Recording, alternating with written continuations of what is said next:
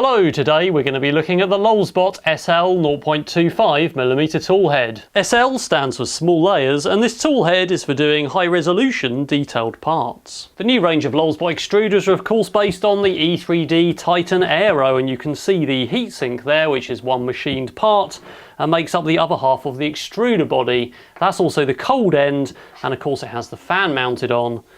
We've got the heat block at the bottom there and another fan for cooling with a shroud that sends air all the way round. We're going to be fitting this toolhead to the Lulzbot Mini 2 3D printer. There's also an adapter plate available if you want to fit it to a TAS 6, but it should fit on the latest generation of Lulzbot printers. To swap the extruder, first of all we need to remove the cable cover with these 3 screws. Next, unplug the cable harness and remove these 2 screws and one at the back.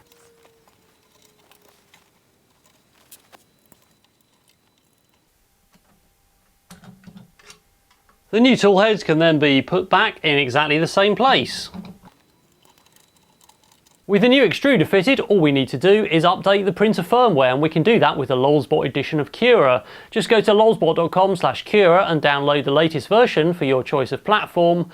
Add in the correct printer with the correct toolhead and click on install firmware, and that will install the firmware over USB straight into the printer. And then we can get right on with printing. So I found this Superman bust on my mini factory that looks pretty good, and I've put that into Cura and sliced it up. So we've basically got a quality here set to 0.1mm. We could go lower than that, we could go to ultra high detail, which is 0.05mm, but basically the prints take about 4 times longer. So our shell is going to be 1mm and our infill is going to be 10%. And this print should print with no support material, which is pretty good, so it doesn't mess the print up. And that's what the slice looks like. So let's stick that on the printer with the SD card and see what happens. It's going to take 17 hours.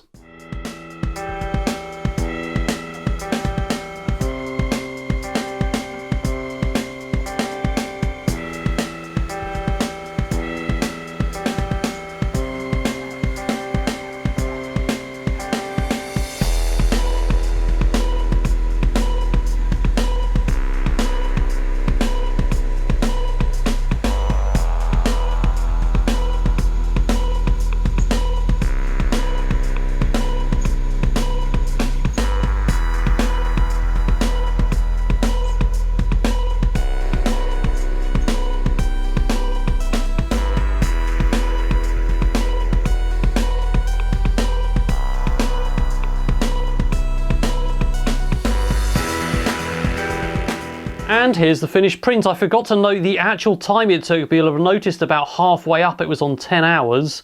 So I think 17 hours was pretty accurate. And again, that's on a 0.1mm layer height. We could go twice as low and get twice the resolution, but you'll see there's an incredible amount of detail in there. And I'm trying to hold it in the light there. You can virtually not even see the build lines, and you certainly can't feel them. On the back there's a smoother surface. But again, it almost, I don't know if you can see the build lines there. If I look at it really close with my eyes, it looks like they're almost under the surface. So very hard to see the build lines. So that is an exceptional amount of detail. And I don't do a lot of detailed prints in my channel generally. Generally I block in big parts. The Morse extruder is one of my favourite things with a 1.2mm nozzle and around a 0.8mm layer height instead of a 0.1 that we've got in this. Or a 0.05 in fact, if you wanted to go to higher quality. So I'm pretty impressed with this for an FDM print. And I also printed another piece, so this is a He-Man I got off my mini factory as well, and I'll put that link in the description. I'll put both of the links in fact in the description.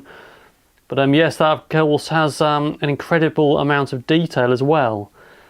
So I printed these parts fairly large, just so we can see that, but of course if you were to print something tiny like tiny chess pieces as one of the Lulzbot examples, then you'll see you still get that incredible amount of detail.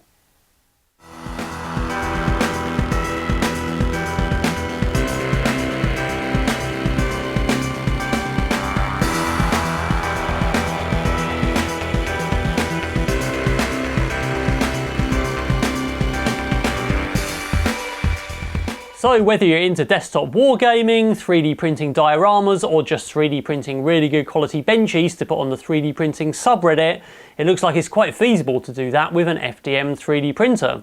I've got more reviews coming up for Lulzbot toolheads, including the hardened steel toolhead, so I can print abrasives, including carbon fibre, so don't forget to subscribe for more updates on that, and of course all the other 3D printing projects in my channel.